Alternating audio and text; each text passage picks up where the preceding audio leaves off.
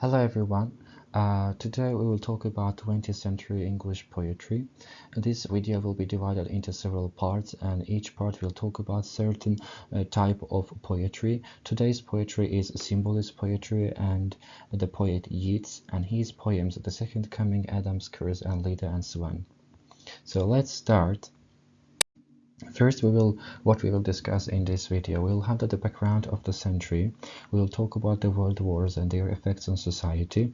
We will talk about symbolist poetry, and again we will talk about the Second Coming, Adam's Curse, and Leda and Swan, and Yeats and his symbolist poetry. Just a very quick introduction about the century itself. So 20th century faced two great wars, the First World War and the Second World War.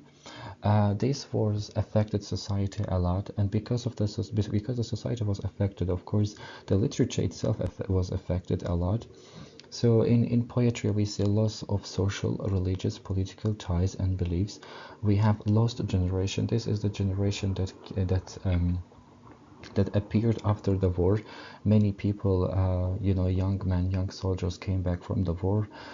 They were disabled or they were psychologically traumatized. So these people were considered as lost generation. People lost their beliefs in such institutions, for example, in religion, in politics, because of the fact that they thought that their religion could protect them, but it did not. The wars happened. They thought that their political leaders would protect them, but they did not protect them. So people lost their beliefs in every kind of institution, and because of a lot of deaths happened in the war. Many people died. People lost their let's say relatives, friends, lovers, fathers, brothers, and so many people died. Because of that, they had the loss of social ties, so loss of connection.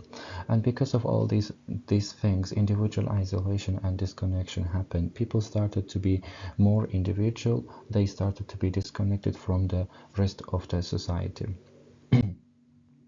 So what is symbolist poetry? Symbolism as a movement started in France in 19th century. It was against realism and naturalism. It used metaphors.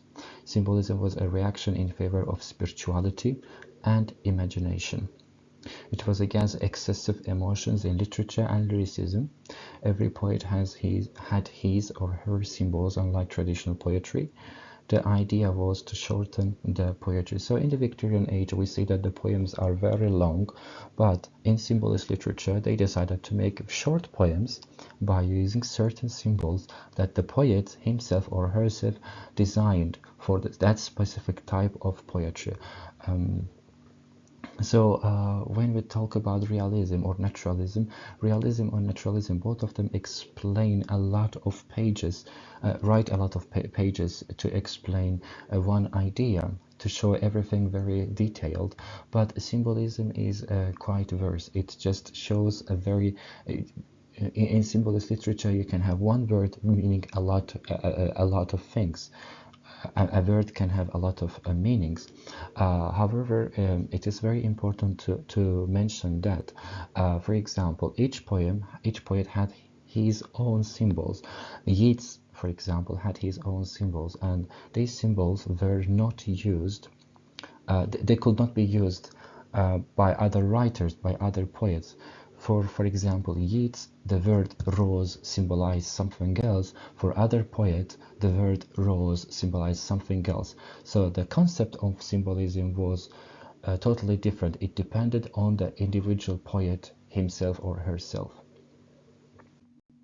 Now let's talk about Yeats. William Butler Yeats. He was born in 1865 and died in 1939. He was Irish. And he was a very important figure in 20th century English literature. He got a Nobel Prize in Literature in 1923. He was a traditional artist. He was a transitional artist. Why we say transitional? Because, as you know, he was born in the Victorian age, and his youth was in Victorian time, and early modern because in 1930 he died in 1930, so half of his life he lived in the modern period in 20th century. So this transition in his life also affected his literature, his poetry. So his works divided into three categories, into three stages, into three phases. We have romantic phase, romantic stage, we have romantic and symbolist stage, and we had finally we have completely symbolic stage. Now let's talk about another thing he had at the last at the last moments of his life. When he was old, he started to do automatic writing. So he was so into spirituality and he was so into mythology, and because of that he joined an organization named Golden Dome. So when he joined this organization, he started to write automatic writing. When we say automatic writing, it means that Yeats believed that he didn't write his own words, but he wrote the words that came from afterlife through a spirit, via a spirit. So he was writing the words from a spirit, he believed, and these words came from afterlife. That is automatic writing. And he had, as we mentioned, that every poet had his or her own symbols, and Yeats' symbols are rose, tower, gyre, wheel, sword, sea, bird, etc., as you can see here. So he used a lot of Irish mythological figures in his work. And so we said he was an Irishman, he was an Irish poet, English Irish poet, and he we have Irish revival. What's Irish revival? Because Ireland was under English colony for a long time, its literature and its art almost was slowly disappearing. So because it was disappearing, they decided to do a movement, which is Irish revival. In this movement in literature, they brought back the old Irish mythological figures, traditional figures, into literature, and they combined these Irish figures, these mythological, historical, cultural figures, traditional figures in by using modern religions such as Christianity and modern traditions. So they combined old and new traditions in one literary work. Okay, now let's talk about the poems. The first poem we have Adam's Curse. It has 5 stanzas. It was written in 1904 and it is a purely romantic period. It is early beginnings of modernism. This is early 20th century, and it's the last moments of Victorian poetry. That's why it is a purely romantic poem. Now let's talk about the poem, Adam's Curse.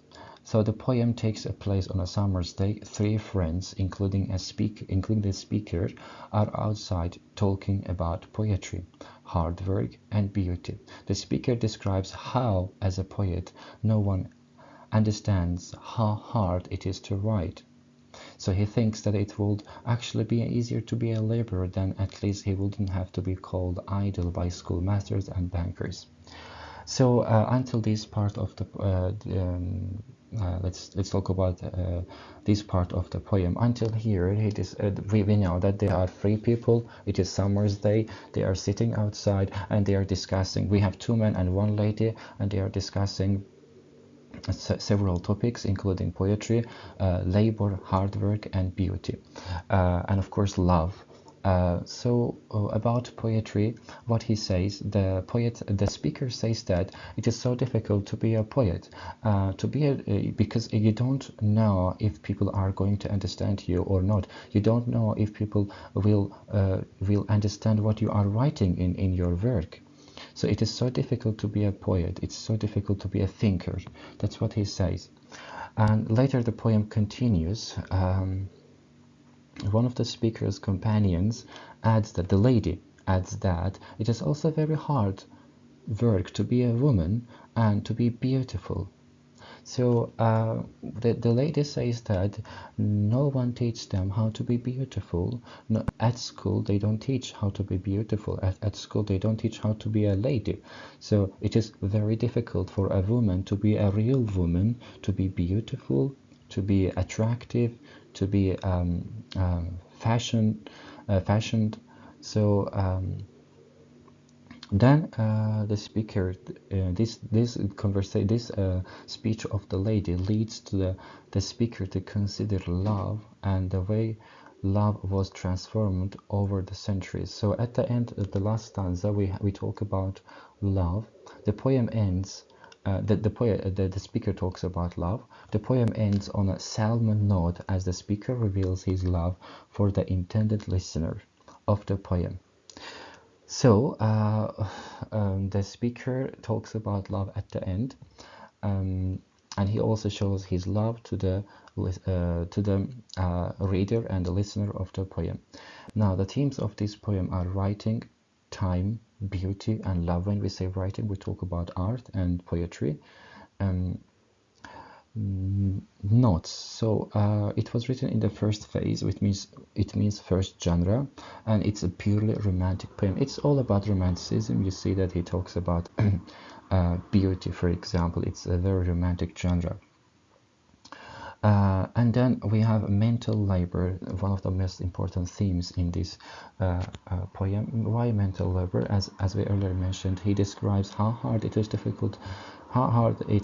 be a poet, because it's difficult for people, and it's difficult at the same time for the poet to be understood and to be understanding. And then he talks about women and beauty. Of course, we said that being beautiful is not easy. And we have old generation and new generation. At the end of the poem, in the last stanza, when he talks about love, he compares the old generation to the new generation, saying that old generation was men. They were such gentlemen. They kept their love, and they really loved. When they said that they love, they meant that they really love. But he complains about the new generation, that the new generation they don't do the same. Their love is not strong. At the end, the poem finishes happy, and he says that he loves her the lady. So we have a kind of argument, but at the end he says, whatever happens, I still love you. So we have a happy ending. Now let's go to the next poem. We have Leda and Swan. So it's a different poem. It was written in 1920. It is based on, this is the poem, as you can see on the right side. It has 4 stanzas. It is based on the Greek mythological story, Greek myth. You know, the god of gods, Zeus. He rapes the lady Leda, who is actually Zeus' daughter. Leda is Zeus' daughter, and so Leda, in the mythology, in the story, in the myth, Leda is swimming in a lake, and Zeus sees that, and he wants to have a sexual intercourse with this lady, but he knows that Leda will not allow if he goes there in his own shape. So he changes his shape. He becomes a bird, a swan, and then he goes into the lake and he rapes Leda. And as a result, Leda gives birth to the Helen of Troy, and you know that Helen of Troy was the reason that the city of Troy fall. So starting from the poem starts with in media res, Zeus rapes Leda. So we know that raping is not actually the whole story. Story has a beginning, has a middle section, and it has an ending. This story starts from the climax. From the middle, starts from the climax, and we don't have the first part of the story. That's why it is in media res. In media res means starting from the middle of the story. And then we have phallic symbols such as breast. As you can see, his breast. And then, he holds her helpless breast upon his breast. So we can imagine that both breasts are touching each other, and then he uses certain sounds to give the tension of the rape. He is using a lot of rough sounds like terrified fingers push a fettered glory from her loosening tight. Um, then it continues on with a lot of, again, I said, R sounds, which gives harsh, for example. We are going to broken wall, burning roof, and tower. These are sexual symbols standing for the male sexual genitalia, male sexual organ. So as you can see here, he is using these words to give a harsh impression of the situation, so that we can have a clear understanding. And then we have the king Agamemnon dead, as you can see here in the third stanza at the end. So what does it mean? After the broken wall, the burning roof, and the tower. The broken wall stands for the virginity of the girl Leda, because she is now being raped by Zeus. And then burning roof and tower, they stand for the, again I said, male sexual organ. And Agamemnon dead. Why? Because of this sexual intercourse, what happens? The result is that Helen is born, and she is kidnapped. Later, she is kidnapped by Paris, and because of that, the Troy falls after 10 years of war. So this rape did change the course of the story, the circle of the story. Imagine if she was not raped by Zeus, if Helen was not born, maybe this great civilization would stand even until today. And then, as I mentioned, the last stanza, if she knew that the child would be the end of Troy, still she would keep it. The choices, we have motherhood and humanity. So at the last stanza, the word knowledge stands for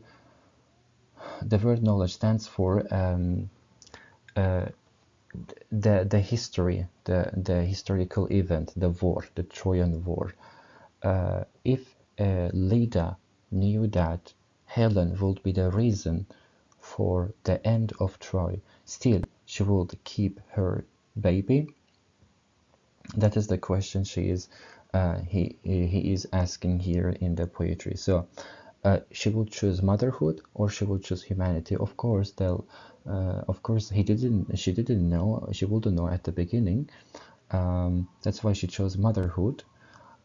So he is giving an open question to the readers. Okay, so that's all about Leda and Swan. And now we go to the last poem, The Second Coming. It was written in 1919. It is, as you can see on the right side, it is a third phase poem. As we said, Yeats had three phases: romantic and symbolist together, and then we have completely symbolic phase or genre, let's say. So this is totally a symbolist poem. So we have a symbol, gyre. It is a symbol by Yeats, specific moments of history. He says every century is linked to each other. Second coming is the rebirth of the first coming. So widening gyre. What does gyre mean here? Gyre is gyre means the history, the course of the historical events. Every event, actually not historical, every event in the history are connected one another. One event, one action brings the other action. One result brings another result. So nothing happens just because it happens. Everything has a reason and everything is connected to each other. And then we have falcon and falconry. So what does it mean? It means humanity has lost ties, meaning that century cannot hold. Loss of religion, faith, roots, culture, etc. Falcon is the symbolic center in the poem. What does it mean? You know, the bird falcon, and the master is the falconer. The falcon to hold the falcon, to command the falconer, to command the falcon, the falconer should be in the center of a field, and he, let's say, opens his arm, and the bird comes and stands here on the arm. But so this falconer is the center of humanity. What does it mean? By center we mean religion, we mean traditions, roots, ancestors, culture, everything. This is center. This is center of humanity. So falconer is the center of humanity, and falcon is the humanity itself. So humanity has lost its beliefs, its ties, and everything. It cannot go back to the falconer. It cannot go back to the center. So it says the falcon cannot hear the falconer. Humanity does not hear the religion, does not hear the faith, does not hear the roots, does not see the culture, doesn't connect to anything. So humanity became totally isolated and disconnected. So falcon, as we said, is a symbolic center in the poem. And then we have revolution. Surely some revolution is at hand. What does it mean? So now, because humanity has lost all the beliefs and all the ties, and it's completely disconnected from everything and one another, it means that everything has lost. Everything is lost now, and because of that, a revolution is needed. A revolution is going to happen. But we don't know if it's a good revolution or a bad revolution, because they all have good or bad endings. Now we will see. Lion body and the head of a man. Now we can see that a shape with lion body and head of a man. What does it mean? It means that instead of the second coming, instead of saving humans, instead of salvation, we are going to have a monster. A monster will come, and it will have dark birds over it, on its head, fly towards people. A monster will come, and it will be the end of humanity. So darkness drops again. What does again mean? So when Jesus came 2000 years ago, Jesus saved humanity, because before Jesus, humanity worshipped false gods. For example, the Roman Empire, they had their own gods, or the other nomadic gods, or Nordic gods, for example. So Jesus was one of the reasons that humanity started to follow the right path. But now again, people had started to lose their beliefs in religion and in everything. So now, because people have lost their beliefs, now there is not going to be a savior. There is no savior anymore. We also see that at the end, the monster tries to destroy. We have the word Bethlehem. The monster goes towards Bethlehem. This is the birthplace of Jesus. Goes towards Bethlehem, and it is going to destroy Bethlehem. It's going to destroy Bethlehem. So with the destruction of this place, the whole hopes of humanity will be lost. Okay, thank you so much for listening and watching. That is all about symbolism and Yeats. Bye bye.